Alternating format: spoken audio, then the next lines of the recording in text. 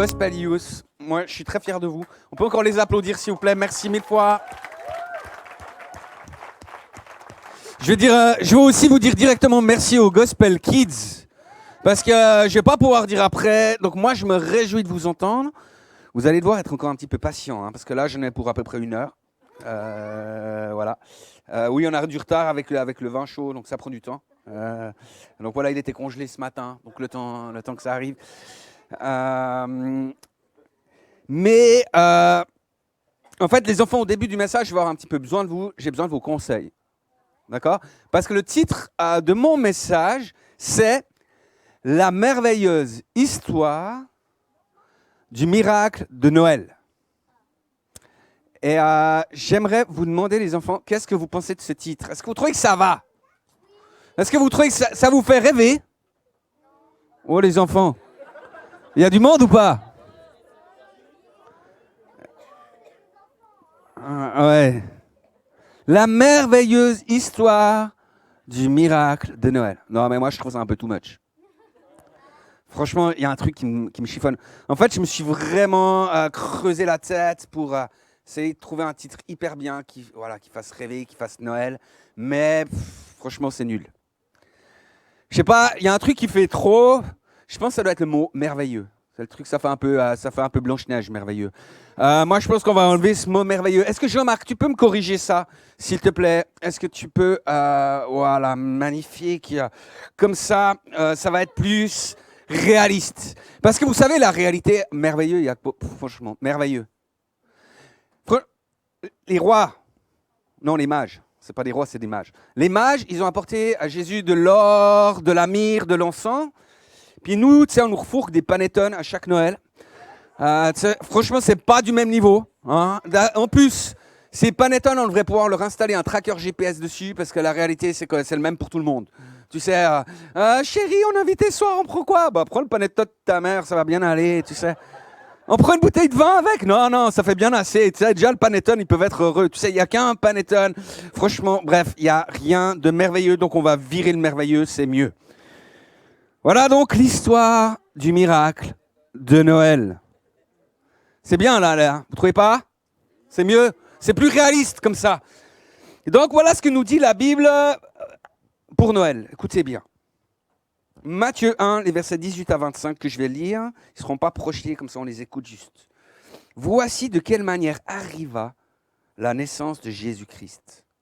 Marie, sa mère, ayant été fiancée à Joseph, se trouva enceinte par la vertu du Saint-Esprit, avant qu'ils n'aient habité ensemble.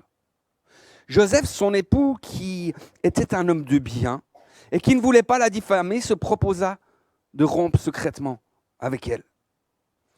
Comme il y pensait, voici un ange du Seigneur lui apparut en songe et dit : « Joseph, fils de David, ne crains pas de prendre avec toi Marie, ta femme, car l'enfant... » Non, ce titre, ça va pas. Faites ce que vous voulez. Moi, je suis désolé. L'histoire du miracle de Noël. Non, dans le contexte, moi, je pense... Le miracle, ça fait un peu trop. Moi, je pense que... on peut parler de magie de Noël, d'esprit de Noël. Mais miracle, c'est quand même un peu fort comme terme. En plus, imaginez l'histoire. Marie, une vierge enceinte. Ouais. Papa, je suis enceinte. C'est quel malotru. Personne, je te jure, j'ai vu un ange. Ouais, c'est ça. Donne-moi l'adresse de ton ange. Moi, je vais le renvoyer à l'expéditeur. Sérieusement. Faut pas prendre toute la Bible au pied de la lettre. Non, la Vierge enceinte, c'est une allégorie. C'est pour nous expliquer que ce qui compte, c'est qu'on puisse exprimer ce qu'on a vraiment à l'intérieur de nous. Tu sais, mais de là à parler d'un miracle, c'est peut-être un peu trop. Non, puis parler de Noël. Non, mais Noël aujourd'hui, c'est pas très inclusif. Et puis ça respecte pas les autres religions. En plus, c'est pas très woke. On va plutôt mettre le terme des fêtes de fin d'année. Ok ? Je crois que nous, on se comprend, on sait ce que ça veut dire, mais on va froisser personne. Jean-Marc, est-ce que tu peux me corriger tout ça, s'il te plaît? Oh, tu as mis un père des fêtes de fin d'année. Ça, c'est génial. Merci pour ta créativité. C'est vrai. Voilà. Maintenant, ça devient convivial. Ça devient génial. Là, ça fait plus vrai. Vous êtes d'accord avec ça? Ça fait rêver. Hein, là, ça fait rêver. Hey! Toi, tu n'auras pas de dessert. Non, mais avec un titre pareil, on peut que faire des vues sur Internet. T'sais, on peut que faire le buzz. Quelqu'un peut regarder si on a un nombre de likes qui est en train d'augmenter, ça m'arrangerait. Mais ça n'a pas l'air de vous faire rêver. Pas trop? Vous avez raison. Hein. Ça ne fait pas rêver du tout. Si Noël, c'est ça, c'est triste. Si Noël, c'est ça, moi, j'ai plus envie de déprimer que de célébrer. Si Noël, c'est ça, c'est plutôt passer nos fêtes à manger plutôt que de venir à l'église dimanche prochain. Le nom de Noël,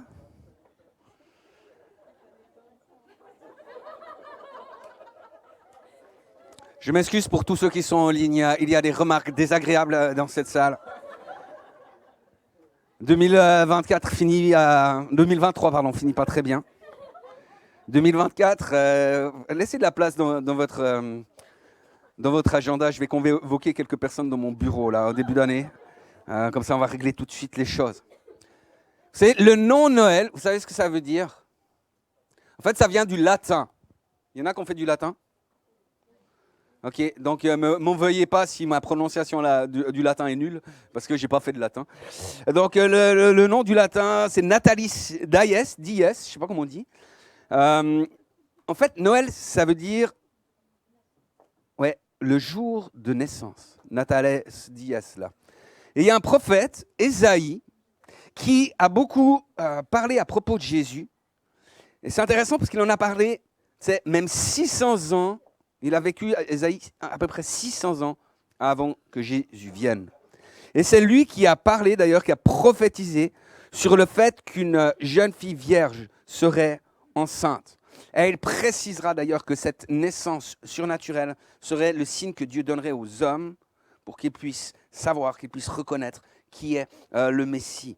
Et il dira, entre autres, on va lire ça ensemble dans Ésaïe 9, verset 5, « Car un enfant nous est né, un fils nous est donné. » Donc Noël, c'est une histoire qui est merveilleuse. Noël, c'est pas une fable, c'est pas un conte. C'est pas une sorte de ces films de Noël, soap movie qui te font pleurer à la fin. Cette naissance est une bonne nouvelle. C'est une bonne nouvelle pour toutes celles et ceux qui sont incertains quant à l'avenir. C'est une bonne nouvelle pour tous ceux qui craignent pour leur vie, qui craignent pour leur santé. C'est une bonne nouvelle pour toutes celles et ceux qui passent par des temps d'épreuve, des temps de solitude, des temps difficiles, pour toutes celles et ceux qui sont dans la crainte, dans l'inquiétude.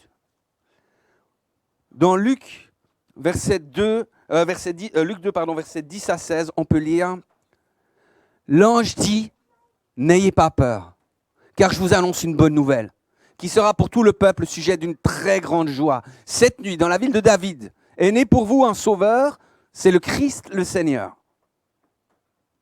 Et voici le signe qui vous le fera reconnaître. Vous trouverez un nouveau-né, enveloppé de langes et couché dans une mangeoire. Tout à coup, il y eut avec l'ange une troupe très nombreuse d'anges du ciel qui louaient Dieu en disant « Gloire à Dieu dans les lieux très hauts et paix sur la terre pour ceux qui l'aiment. » Lorsque les anges les eurent quittés pour retourner au ciel, les bergers se dirent les uns aux autres « Allons donc jusqu'à Bethléem, il faut que nous voyions ce qui est arrivé, ce que le Seigneur nous a fait connaître. » Amen. Amen. C'est un merveilleux texte, une merveilleuse histoire. Et moi, j'aimerais juste souligner 3 éléments de ce texte. La première chose, c'est qu'il faut prendre au sérieux le message des anges. En fait, vous savez, la Bible, elle dit que Dieu parle parfois d'une manière, parfois d'une autre, et que souvent, on n'y prend pas attention. Donc Dieu parle par la Bible, il parle par des rêves, il parle par des visions, il parle par la prophétie. Mais sache que le jour où Dieu déploie un ange pour te parler, c'est qu'il a un truc important à te dire. C'est que tu dois pas manquer l'information. C'est que tu dois pouvoir recevoir et pas douter. D'accord? Est-ce que ça va pour tout le monde jusque-là? Donc quand les anges disent que Noël sera le sujet d'une grande joie pour tout le peuple, les anges ne sont pas en train de faire un vœu pieux. Tu sais, il ne faut pas confondre le discours d'un ange et celui d'une miss après son élection. D'accord? Tu sais, j'espérais que la paix règne en maître en ce soir de Noël, mais tout a continué. Mais tout a continué. Non, rien n'a changé. Yes. Donc, en fait, l'un des jobs d'un ange, c'est quoi? C'est de porter la parole de celui qui l'a envoyé. Donc, pour un ange de Dieu, il va toujours porter la parole de Dieu. Ça c'est logique? Ça va? Donc, quand l'ange dit que la naissance de Jésus sera pour tout le peuple le sujet d'une grande joie, c'est une promesse qui vient de Dieu. Donc, c'est une promesse qui est réelle, qui va trouver son accomplissement. Amen? Alors, pourquoi tant de gens sont tristes à Noël? Pourquoi tant de gens sont tristes à Noël? Vous savez, simplement, je vais vous dire la réponse, elle est toute simple. Simplement, la réponse, c'est parce qu'on vit Noël comme une fête de famille. Et que Noël n'est pas une fête de famille. Vous savez, j'ai entendu ça l'autre jour à la radio, quelqu'un qui interviewait quelqu'un d'autre, qui disait « Ah, comment vous allez vivre les fêtes de famille ?» Personne disait « Ah, ça va être difficile parce que mon père est décédé en début d'année, etc. » Comprenons bien, Dieu n'a rien contre les fêtes de famille. Et si Dieu n'a rien contre les fêtes de famille, j'ai rien non plus, parce que moi, je me range toujours de la vie de Dieu. Dieu n'a rien contre les fêtes de famille. Cependant, notre manière de vivre les fêtes de famille sont hyper excluantes. Tu sais, c'est notre microcosme à nous. Tu sais, il y a la famille, c'est nous. Tu sais, on a le sang bleu, etc., puis il y a les autres. C'est vrai? Et donc, du coup, avec une société qui vit des crises familiales, des réalités difficiles, et tout ça, ben, ça devient compliqué de se réjouir quand on fête de Noël une fête de famille. Pour la naissance de Jésus, Dieu a invité des bergers. Et la réalité, c'est que les bergers, à l'époque, ils étaient autant mal vus que les toxicomanes aujourd'hui. La réalité, c'est que, tu sais, on les considérait comme les collecteurs d'impôts, qu'on les considérait comme les prostituées. Donc, tu sais, Marie et Joseph, ils ne se sont pas dit, chouette, voilà des bergers. Ils se sont dit, c'est bizarre, tu sais, pourquoi Dieu a invité ceux-là? Et moi, j'aimerais vous poser une question ce matin. Est-ce qu'il y a de la place pour d'autres à nos tables? Est-ce qu'à la période de Noël, est-ce que tout d'un coup, il y a de la place pour d'autres personnes? Est-ce qu'il y a de la place pour celui, tu sais, est-ce qu'il y a une chaise vide, tu sais, à quelque part, à notre table pour accueillir celui qui pourrait venir sonner? Je ne vous dis pas d'inviter un clochard, il faut être réaliste aussi. Moi, je me rappelle d'un témoignage d'un gars de la rue à Bienne. Il m'a expliqué qu'un jour à Noël, il y a des gens qui étaient passés, c'était des chrétiens. Tu sais, les chrétiens, ils sont pleins de bonne volonté. Et ils sont passés, ils l'ont invité pour Noël, ils l'ont pris avec dans leur voiture, etc. En fait, le gars était tout ce qu'il y avait de plus mal à l'aise. Parce qu'il connaissait personne. C'est lui, il n'avait pas préparé de petits cadeaux, il n'était pas préparé pour cette fête-là. Il connaissait personne, etc. Donc la réalité, c'est que ça ressemblait à rien du tout. Mais ça nous pose vraiment des questions. Comment est-ce que Jésus veut que je fête son anniversaire? Vous savez, elle crie yes, ma femme, elle ne va pas aimer. Sabine, elle n'aime pas, par exemple, Sabine, elle n'aime pas les anniversaires surprises. Si vous voulez lui faire plaisir, faites pas un anniversaire surprise. Au début, quand on était ensemble, tu sais, j'avais organisé un anniversaire surprise. Et la réalité, c'est que moi, j'étais hyper content d'avoir fait ça. Mais elle n'était pas contente. Comment est-ce qu'on honore quelqu'un? Le but d'un anniversaire, c'est d'honorer celui qui a son anniversaire. Comment est-ce qu'à Noël, j'honore Jésus-Christ qui a son anniversaire? Donc faites l'anniversaire de Jésus avec Jésus, les amis. Ça aussi, c'est important, tu sais. Est-ce que tu as déjà, tu sais, si quelqu'un va fêter mon anniversaire, tu sais, mais moi, je ne suis pas invité. Tu sais, les gars, ils s'échangent des cadeaux, ils se font une bonne bouffe. Je ne suis même pas invité. Tu sais, franchement, je ne vais pas les appeler mes amis. Hein. C'est la naissance de Jésus qui va faire que dans ta vie, il y aura un sujet d'une grande joie. La seconde chose que je voudrais dire, et là, les enfants, c'est important que vous écoutiez. Le Père Noël n'existe pas. Comme ça, si vous aviez dit à vos enfants que le Père Noël existait, c'est fini, j'ai cassé le mythe. Arrêtons de leur raconter des mensonges.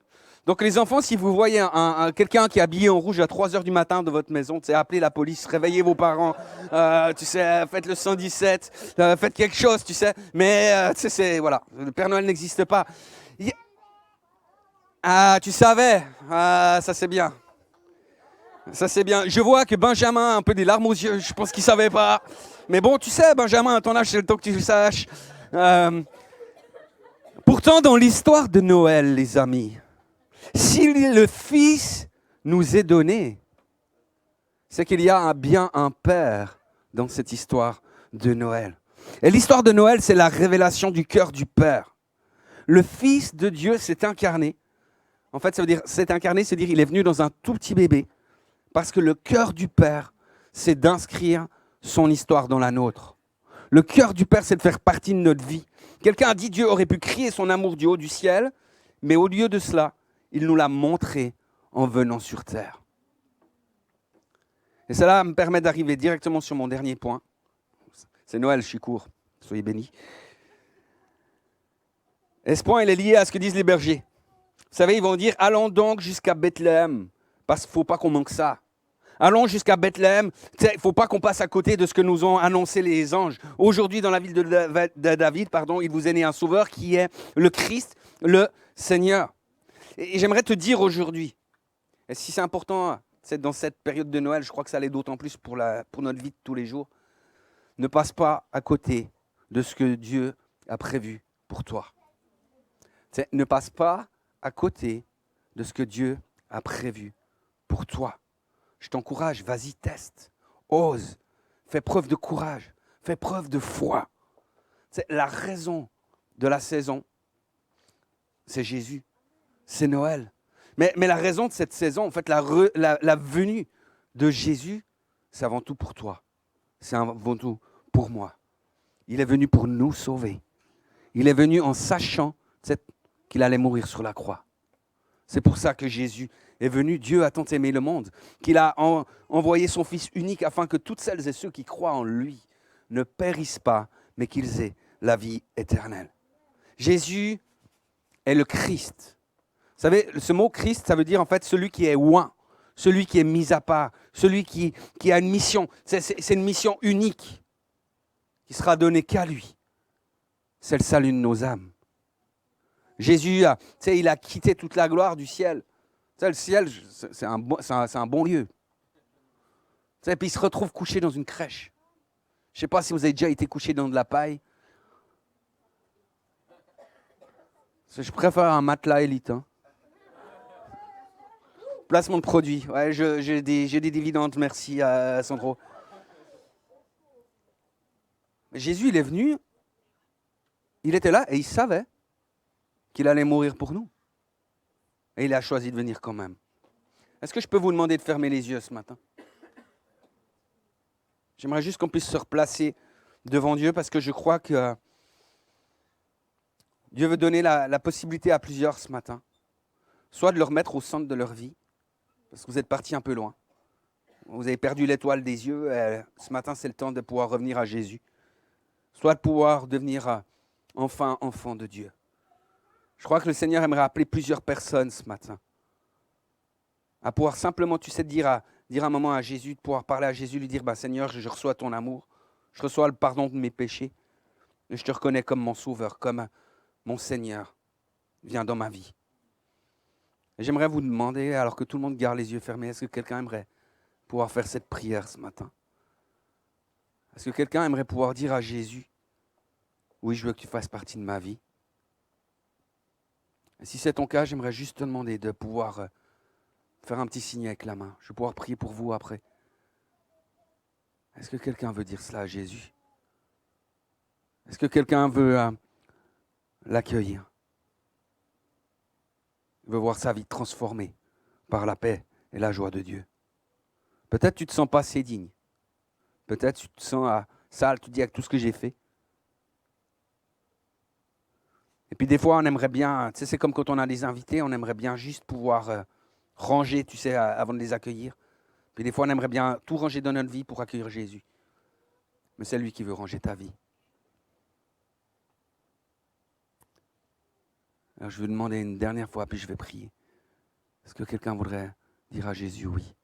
Il voudrait me le montrer avec la main. Alléluia. Amen. Yes. Merci Jésus. Est-ce que vous seriez d'accord qu'on prie? Je vous invite à vous lever. Puis on va faire une prière ensemble. Et puis simplement, on peut répéter. Si vous êtes d'accord, on répète cette prière. Et que tous ceux qui le désirent puissent répéter cette prière après moi. Seigneur Jésus, merci d'avoir manifesté en cette nuit de Noël ton si grand amour pour moi. Et ce matin, je le reçois, Seigneur. Et je te demande pardon pour toutes les fois où je te mets hors de ma vie. Pour toutes les fois où je fais les choses sans toi. Pour tous les péchés, volontaires ou involontaires, que j'ai pu commettre. Mais je veux proclamer ce matin, par la foi, que mes péchés sont pardonnés. Purifie notre cœur, purifie mes pensées et baptise-nous de ton esprit, Jésus. Qu'on puisse faire ces œuvres, comme les bergers qui sont allés voir, qu'on puisse faire les œuvres que tu as préparées pour nous. Merci d'avoir inscrit ton histoire dans notre histoire. Merci de nous avoir sauvés. Merci de nous avoir fait des filles et des fils de Dieu. Tu es notre Seigneur. On veut se confier en toi. Que tu diriges nos vies. Au nom puissant de Jésus-Christ. Amen.